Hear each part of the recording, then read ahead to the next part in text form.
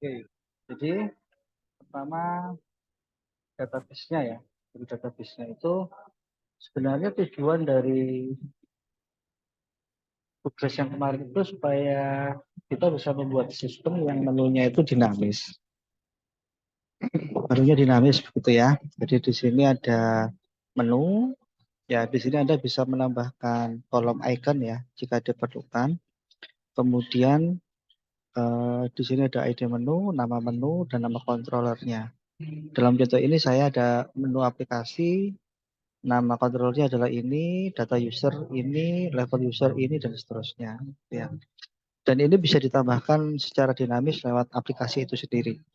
Kemudian menu-menu ini diakses sesuai dengan level user yang ada di aplikasi. Nah, di sini ada levelnya. Ya, ID level sama nama level user ya. Kebetulan dalam contoh saya ini saya membuat ada admin, pelayan, dapur, pelanggan, dan kasir. Itu ya. Kemudian level level user ini nanti bisa mengakses menu yang mana itu kita taruh di tabel level menu. Ya, sebagai contoh di sini level 1 bisa mengakses menu 1, 2, 3, level 2 bisa mengakses menu 4, 5, 7, level 4 bisa mengakses menu 7. Ya, status ini menentukan menunya aktif atau itu ya. Kemudian saya juga punya tabel user untuk mencatat usernya ya. Ya, ini contohnya ada admin, ada ini tidak saya hash ya. Ya, nanti Anda bisa nambahkan fungsi sendiri untuk hashnya. Kemudian levelnya 1, kemudian pelayan levelnya 2 sesuai dengan level user. Nah, ini desain database untuk menampilkan menunya. Sampai di sini ada pertanyaan?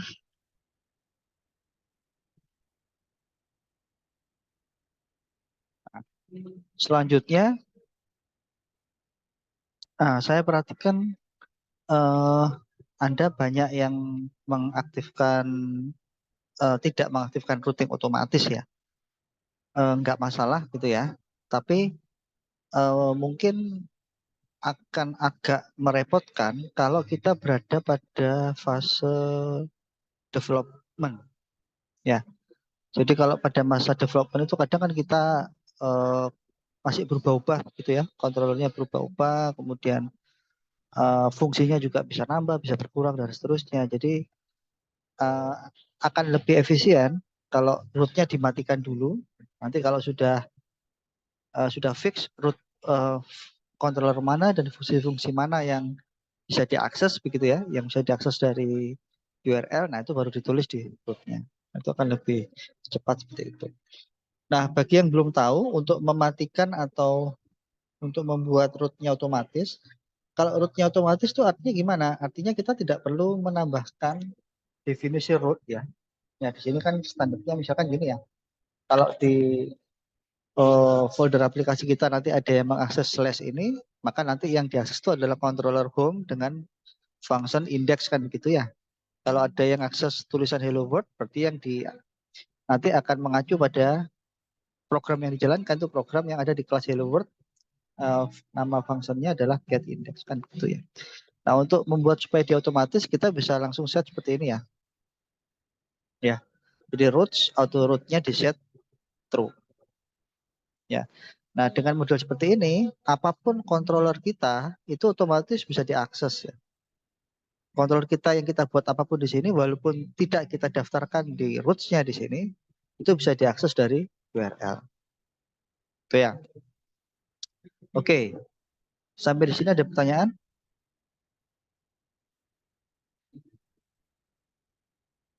Lanjut.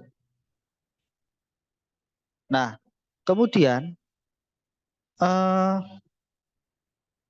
default controller ya. Ada default controller. Default controller itu akan mengatur kalau aplikasi webnya itu dibuka, CI-nya itu dibuka. Itu controller mana sih yang dijalankan secara default gitu ya.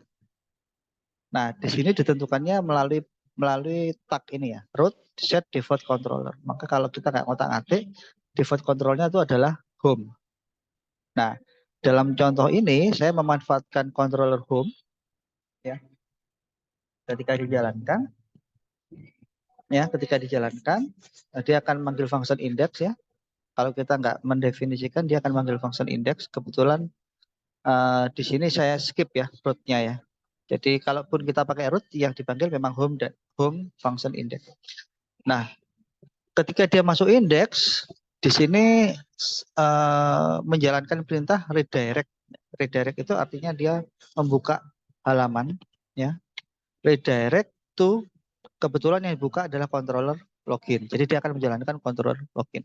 Nah, redirect ini tidak mesti controller ya. Kita bisa isikan alamat-alamat URL juga bisa. Anda bisa cek dokumentasinya ini ya, redirect. Dokumentasi redirect di CI. Nah, ada di sini, silakan nanti cari redirect. Nah, redirect itu dia bisa URL. Ya, ini bisa seperti ini, bisa controller, bisa juga langsung alamat internet bisa. Oke, selanjutnya karena yang dipanggil tadi adalah login, saya buka alurnya dulu ya. Nah, di control login yang dipanggil itu adalah yang dijalankan otomatis function index, kemudian ternyata dia memanggil view, namanya view login. Seperti Anda ketahui, view itu berada di folder aplikasi CI Anda, app, kemudian folder view. Ya, di sini dia manggil view login. Ya, nah dalam contoh saya nanti, ini saya menggunakan Bootstrap ya. Ini saya pakai form standar, Anda bisa copy paste aja, tarik di internet ya. Bootstrap forms gitu. Kemudian yang ini dihapuskan dulu ya. Yang baris 15 dihapuskan dulu. Kemudian actionnya ketika disubmit dia akan mencari controller login dengan fungsi check login. Jadi ini kalau dijalankan.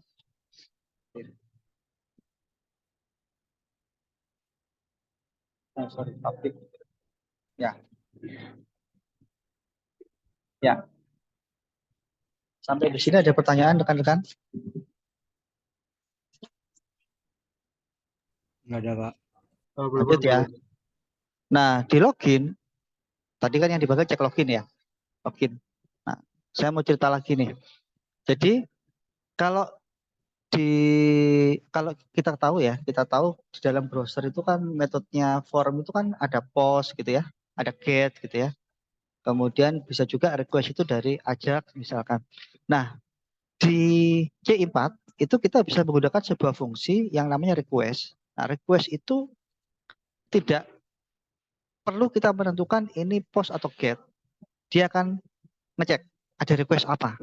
Jadi kita nggak perlu lagi menentukan itu post atau get. Sementara kalau yang natif kita harus tahu di forumnya itu pakai post apa get ya, kan gitu ya. Nah, kalau di sini kita bisa pakai request. Kita buka ininya ya, dokumentasinya.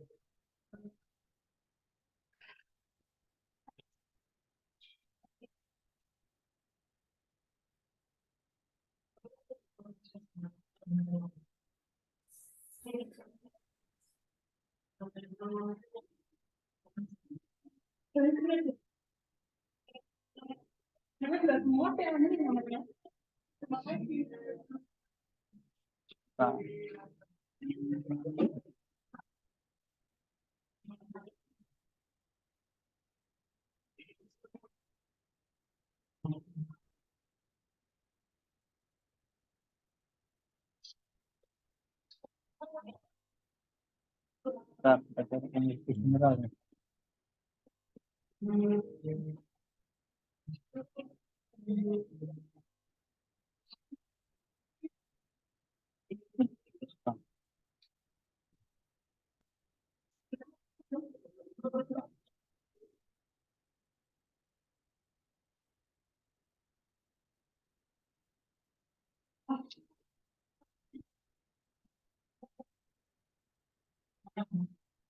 Nah, oke. Jadi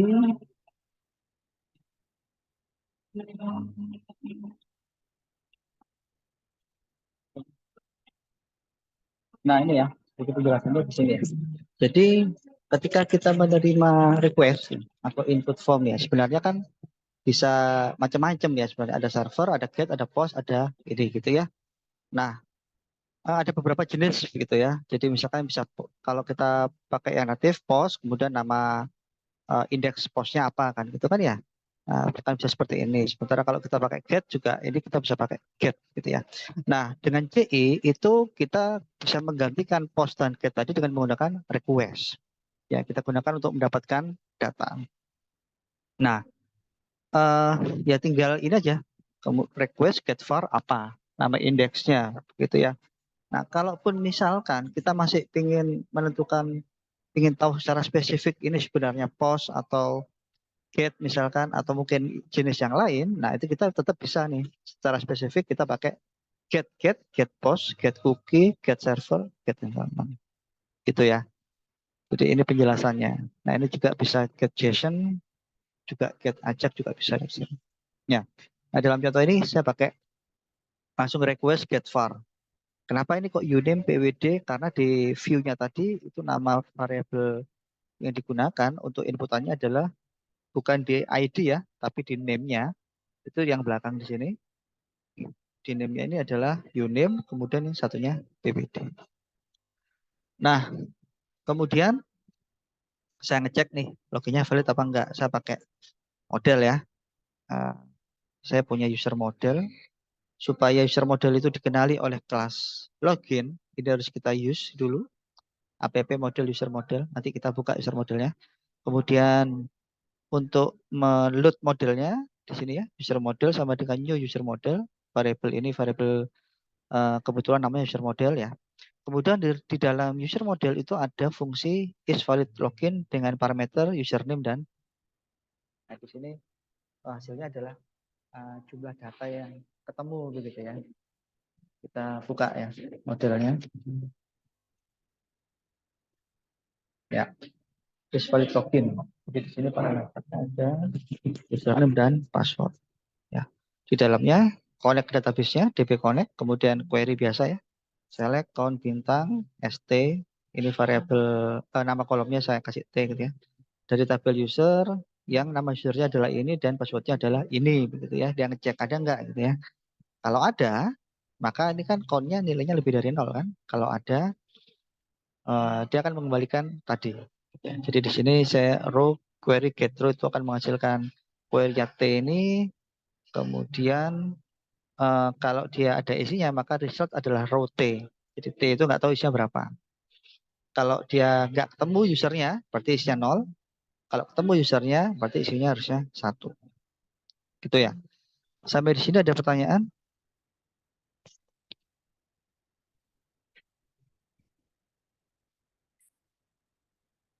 Suara saya masih terdengar?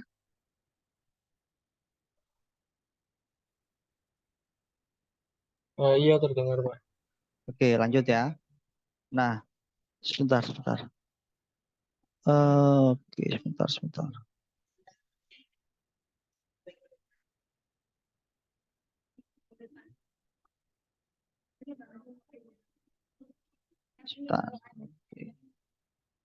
Oke, kita lanjut ya. Nah, dari sini login ya. Saya pakai session ya. Jadi apa itu session? Oke, di sini untuk session ya.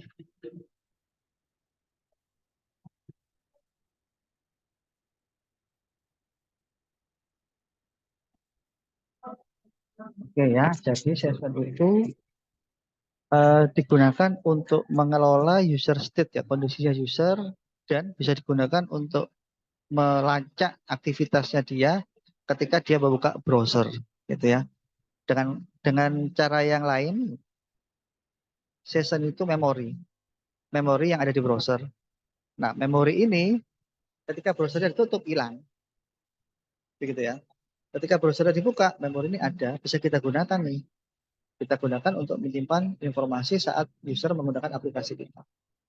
Nah, karena informasi ini atau data ini yang kita simpan, ketika pindah halaman, data ini bisa kita gunakan. Ya, contoh login. Setelah dia login, kita taruh di session, kita buka halaman yang lain. Halaman yang lain itu akan bisa tahu, oh tadi yang login adalah si A. Kenapa? Karena data loginnya disimpan di session. Begitu ya. Nah, Contoh penggunaan yang lain misalkan keranjang belanja. Orang milih, disimpan di session. Begitu check out, dibaca dari session, oh ini tadi yang dipilih. Itu pemanfaatannya. Nah, secara fisik ya, secara fisik, di CI, session itu disimpan ada 4. Ada 4 metode dia nyimpan. Disimpan dalam file, di aplikasi, di server, disimpan di database. Ini metode yang lain ya, Redis sama memcache, memory cache. Anda tidak perlu tahu ini cuma sekedar pengetahuan aja. Ini sudah urusannya CI, kita nggak perlu tahu. Pokoknya kita tinggal pakai, gitu ya. Gimana caranya? Ini kalau mau dibaca silakan dibaca ya. Caranya tinggal panggil aja session. Udah. Ya. Session itu fungsi yang perlu Anda pelajari ada 4. Bagaimana cara kita memasukkan data ke dalam session, bagaimana cara kita menghapus satu data dari session, bagaimana cara kita membaca data dari session, dan bagaimana cara kita menghancurkan atau menghapus data dari session. Saat logout misalkan, data loginnya kan sudah nggak diperlukan. Saat logout udah di destroy. Ya, jadi Anda cuma perlu tahu bagaimana cara nulisnya, bagaimana cara membacanya, bagaimana cara menghapus salah satu datanya, kemudian bagaimana cara menghancurkan atau menghapusnya. Nah, di sini ada semua ya. Adding session, retrieving session, removing session data, sama destroying. Ya, retrieving kita bisa pakai get. Ya, ini kalau ini natif ya, natif. Ya, atau this session item, atau this session sebentar. Ini CI berapa ya? Kayaknya agak beda nih. Ya, kemudian tadi itu yang retrieving ya. Kemudian nambah set user data. Kemudian removing ya. Jadi data session itu kan sebenarnya seperti array ya. Dia nyimpennya itu ada indeks-indeksnya begitu ya, ada indeks-indeksnya. Jadi datanya bisa disimpan banyak dalam satu session. Misalkan kita bisa nyimpen nama usernya, level usernya, misalkan jenis kelamin usernya, tanggal lahir user dan sebagainya. Nah, kita bisa ngapus namanya saja kita hapus, bisa. Gitu ya. Kemudian yang terakhir ngapus semua tuh. Kita bisa pakai destroy. Session destroy. Nah, ya. Nah, kembali ke coding. Jadi di sini sebelum bisa pakai session kita harus, kalau di native session start ya. Kalau di sini kita tinggal membuat objek dari kelas sessionnya ya. Seperti ini kita taruh di variable session misalkan. Nah, di sini saya ngecek ya dari yang rest tadi, kalau memang passwordnya ada, kemudian saya membaca data usernya ya. Data user itu kemudian saya simpan ke dalam session. Session set ini data usernya. Ya, apa sih isinya ini? Nanti ya saya tunjukkan. Kemudian setelah itu ini redirect ya. Kayak tadi ya, loncat ke halaman dashboard. Kalau ketemu, kalau nggak ketemu, nah ini pakai session lagi nih. Session itu ada lagi fungsi untuk menulis pesan, namun dia nggak disimpan. Kalau session yang tadi, data utama itu disimpan. Ketika pindah halaman pun masih ada, selama tidak kita destroy, selama tidak kita unset. Nah, yang flash data ini hanya bertahan satu page saja. Saat ini dibuat, masuk ke page berikutnya masih ada, setelah itu hilang. Itu flash data. Ini ada penjelasan ini. Flash data. Nah, ini flash data. Ya, jadi session data that will only be available for the next request and is then automatically cleared. Ya. Nah, this can be very useful. Ini akan sangat bermanfaat, especially terutama for one-time informational error or status message ya. Jadi flash data itu session data yang hanya available, yang hanya disimpan pada saat request berikutnya. Setelah request berikutnya lagi hilang sudah. Nah, sehingga flash data ini bermanfaat kalau kita ingin menyampaikan informasi yang cuma sekali tok. Misalkan, insert data berhasil, insert data gagal, login gagal. Nah, itu kita bisa pakai flash data. Ya. Nah, jadi ini kalau ini saya lanjut yang bawah dulu ya, yang ini nanti saya jelaskan. Nah, jadi ini kalau loginnya nggak ketemu, ini ya, nampilkan pesan password is incorrect, terus saya lempar ke kontrol login ya. Kontrol login kan sini lagi. Tapi yang dipanggil kan yang indeks ya. Indeks masuklah ke view login. Nah, makanya tadi ada ini nih. Ada ini. Nah, ini untuk menampilkan flash data yang tadi. Nah, flash data juga macam-macam. Flash data itu artinya kita bisa ngirim banyak flash data dengan indeksnya ini. Yang saya blok ini ya. Dalam contoh ini saya pakai indeks MSG. Bisa pakai MSG 1, MSG 2, dan seterusnya. Kenapa kok pakai MSG? Karena tadi yang cek login kan ngirimnya pakai ini ya, MSG. Jadi contohnya kalau misalkan loginnya salah, ini saya ngawur ya, submit password is incorrect. Begitu ya. Kalau saya refresh dia udah nggak ada pesannya, karena dia cuma sekali nyimpan. Itu tadi tentang session, kemudian tentang flash data itu dulu. Ada yang mau ditanyakan?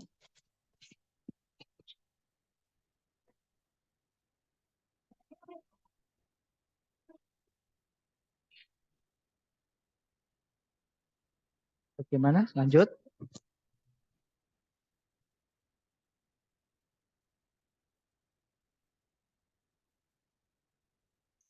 Suara saya apa masih terdengar? Terdengar Bapak. Oke, saya lanjut ya. Nah, kemudian tadi kalau loginnya ketemu, nah di sini saya membaca datanya gimana sih gitu ya.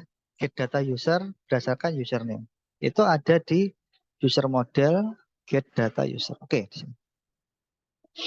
Saya memang niat menggabungkan dua tabel, tabel user dan tabel level supaya saya tahu yang sedang login ini ya, siapa nama usernya, ID user, nama user, kemudian ID levelnya berapa dan nama levelnya apa begitu ya.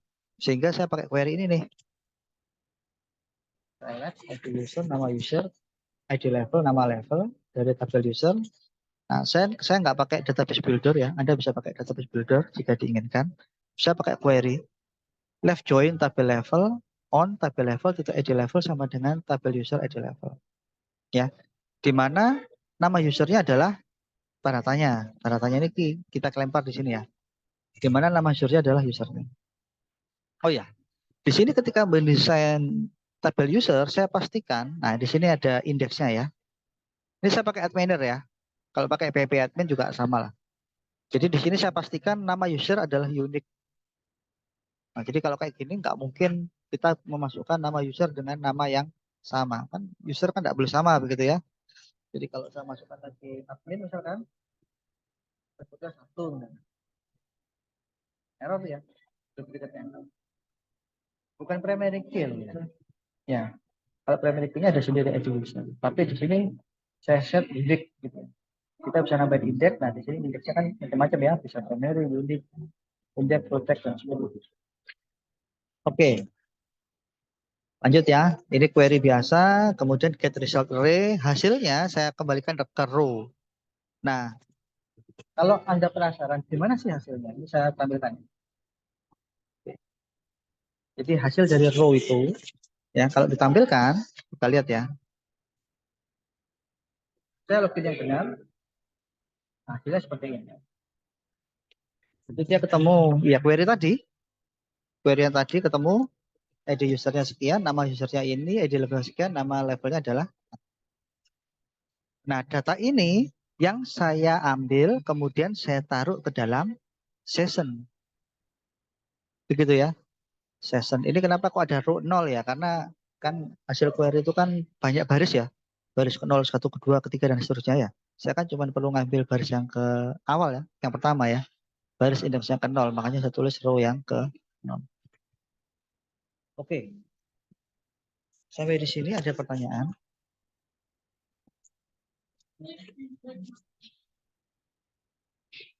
Ada pertanyaan guys?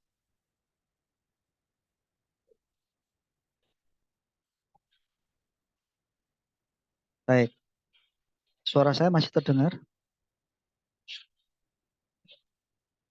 Silakan kita. Oke ya. Kemudian kalau sudah ditulis di session, redirect ke dashboard. Oke, saya buka controller saya dashboard. Di sini nggak ada apa-apa ya. Langsung buka view-nya di dashboard. Ini saya kumpulin aja. Model, saya buka dashboard. Nah, dashboard saya ini buat sampel aja. Pakai bootstrap juga. Ini bootstrap tinggal di copy aja dari W3 School ya, link-linknya.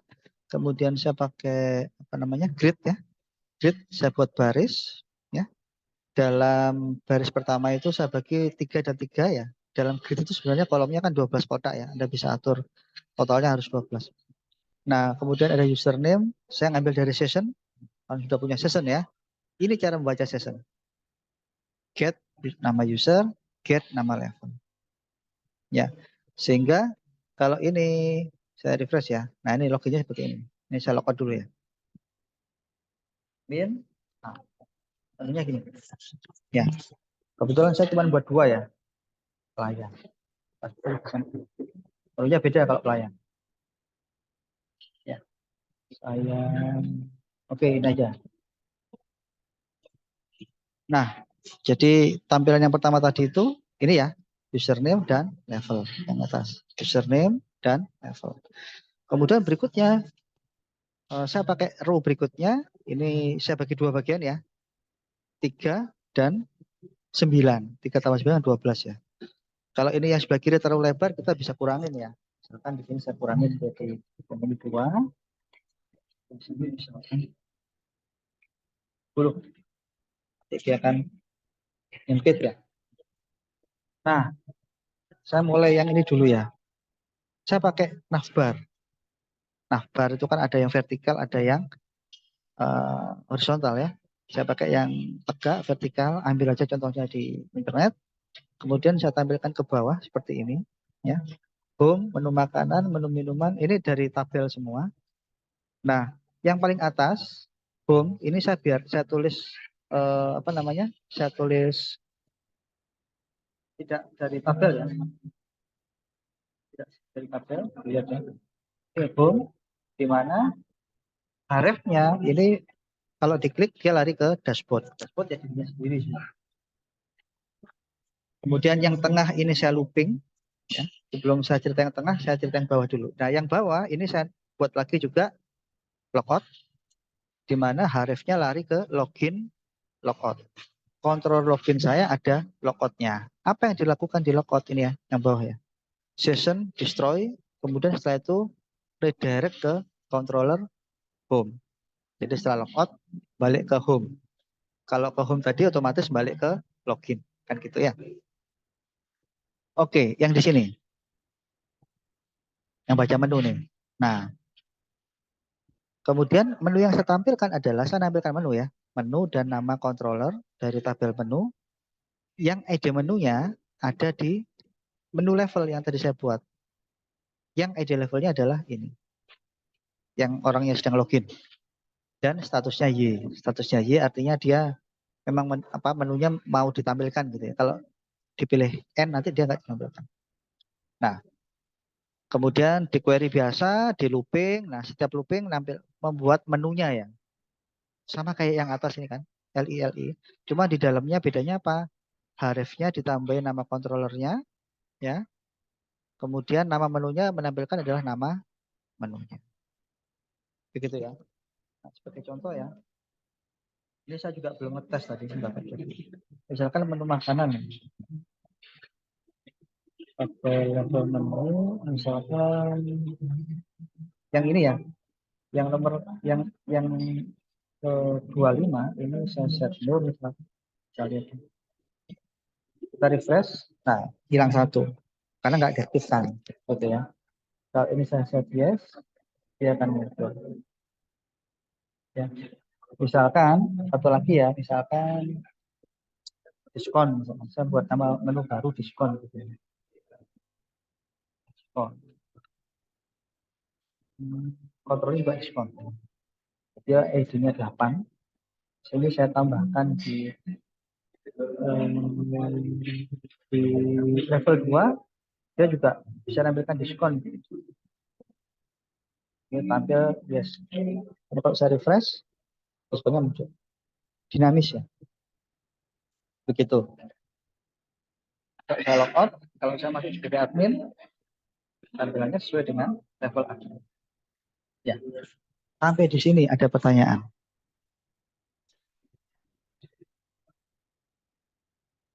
dinamisnya di situ ya. Semoga bisa dipahami nih.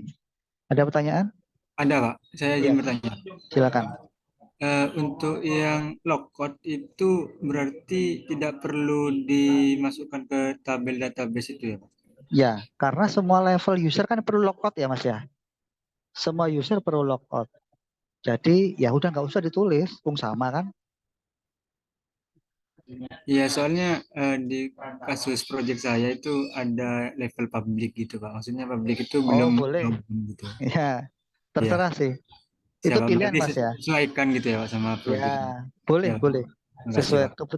kebetulan dalam contoh saya berpikir logout tambahin aja di semua menu ada logoutnya.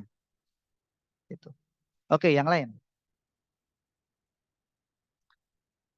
Oke, lanjut ya. Nah ini saya beri contoh nih. Ini kebetulan nggak ada controllernya semua ya, karena saya cuma buat menunya. Cuma satu yang saya buat. Ini menu app nggak ada. Level user nggak ada karena saya nggak buat ya, buat sampel aja. Yang ada cuma data user tok. Ya, tak buat controllernya data user. Itu pun juga nah, ya. Ini ceritanya. Kita buka ya di user. Ini ceritanya ini levelnya nggak dipakai. Oh ya, ini saya nambahin ini ya. Coba ini saya buang dulu. Komen sebentar. Nanti saya ceritakan ini kenapa kok. Oke, ini user model, ini biasa lah ya. Ini untuk page nation. Ini saya mungkin tidak perlu cerita lah ya. Sehingga tampilnya seperti itu. Nah, namun di layout saya membuat layout seperti ini. Tadi saya bagi dua ya. Di row saya ini saya bagi dua, 2 dan 10. Nah, 10 ini untuk kontennya. Ya, untuk kontennya. Saya buat seperti ini. Eh, tidak harus seperti ini ya Anda ya. Ini saya cuma menunjukkan salah satu model saja. Jadi di sini, di data user, itu habis menampilkan data usernya itu saya taruh di variable ya, variable array ya. Ini data user, ini data usernya, ini pagination-nya, ini link pagination-nya, data usernya ada di data ini ya. Nah ini di data ini.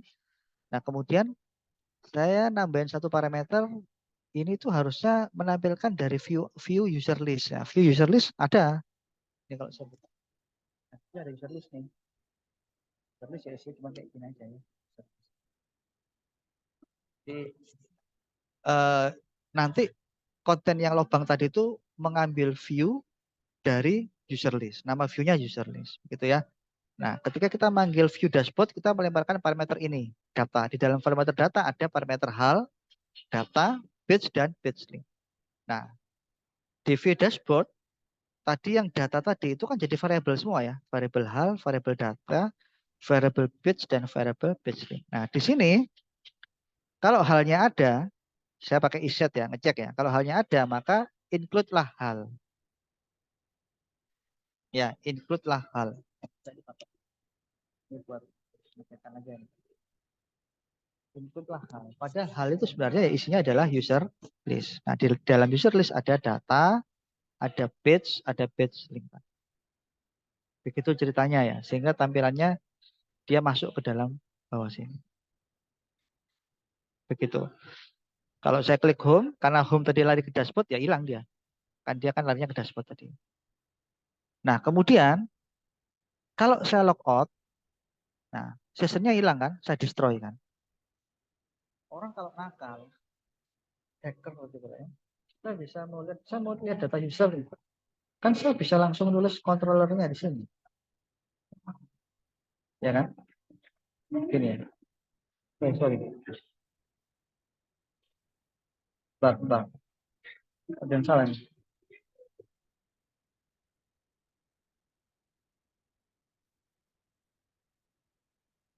Oh iya, sorry. Karena dia ada levelnya nggak ada. Ya, sorry. Dia error ya. Karena levelnya nggak ketemu. Ya. Tapi intinya data user ini bisa terakses gitu ya. Dia itu error di database ya. Karena dia kan session di levelnya kan nggak ada. Ya, karena sessionnya kan sudah di destroy ya. Tapi ini harusnya nggak bisa dibuka nih data user ini. Kan nggak login. Begitu ya. Nah, karena itu kita perlu lakukan penambahan pengecekan session yang saya komen tadi.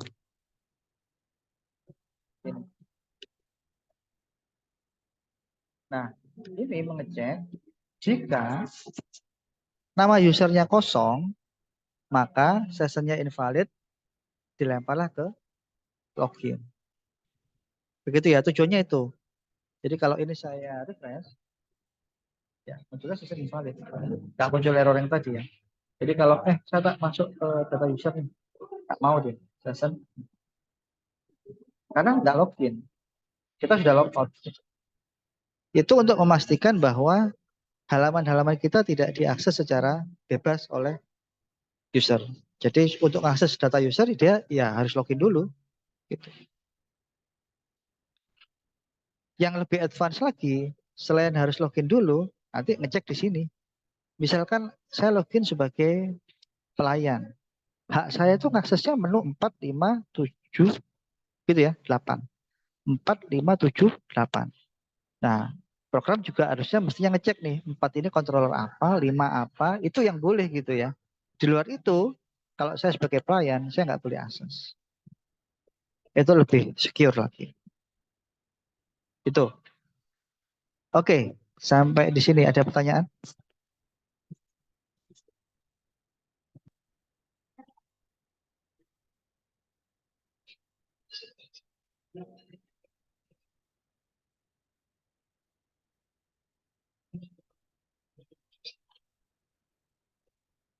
Halo? Ada yang mau ditanyakan?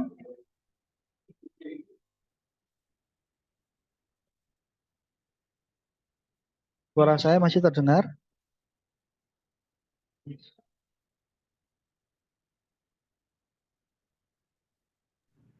Aman, Pak. Ya, oke ya. Ini saya ekspor datanya. Kalau ada yang mau coba silahkan. Sebentar, sebentar. Ekspor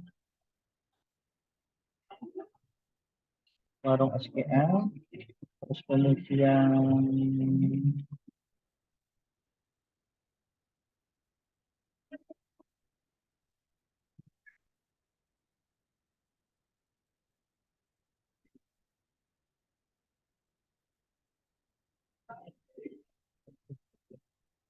ini belum masuk.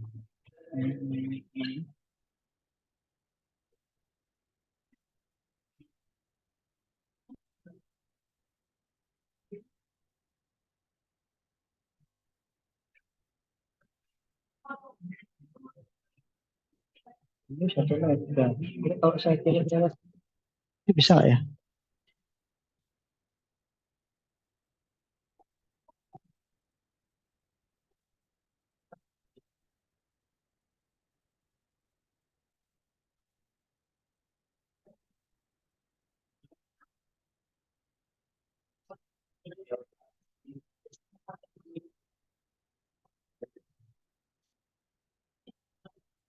Oke, silakan di-download kalau ada yang mau nyoba.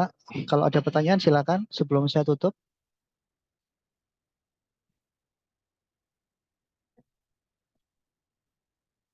Silakan kalau ada pertanyaan yang lain.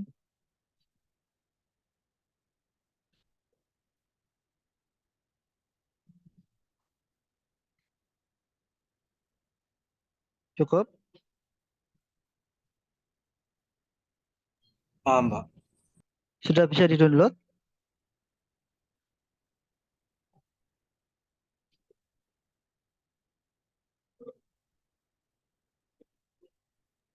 Sudah, Pak, sudah bisa. Sudah bisa ya?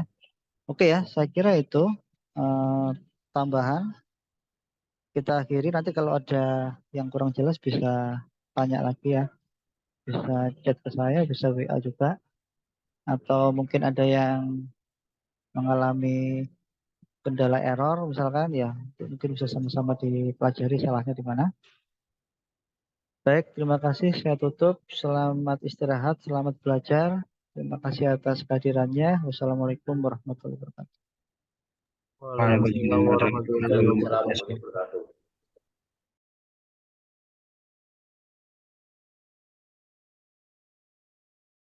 Silakan kalau mau dipakai untuk ini ya, apa namanya?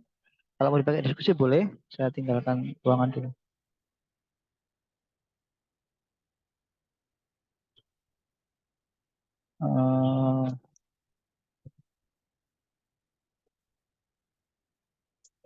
Taufik Reza ada ya?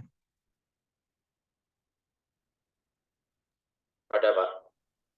Oke. Ya, saya set host. Oke ya, saya tinggal dulu ya.